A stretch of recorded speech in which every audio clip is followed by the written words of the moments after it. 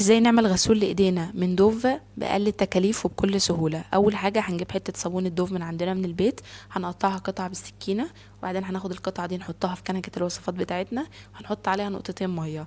هناخد الخليط ده على النار، وبعدين هنسيحه لحد ما يوصل معانا القوام الكريمي، وهنجيب عبوه محكمه الغلق عشان لما نحطه معانا في الشنطه ما يبهدلناش الدنيا. وبعدين هنجيب بقى حقنه سنها رفيع، وبعدين هناخد من الغسول، وبعدين نضخه في العبوه. ودلوقتي هو جاهز للاستخدام. لو جربته هحطه على ايدي وهي مترطبه، وهغسل ايدي قدامكم زي ما حضراتكم شايفين، كميه رغوه مش طبيعيه. كمان حاسه ان ايدي ريحتها حلوه قوي وكمان مترطبه قوي.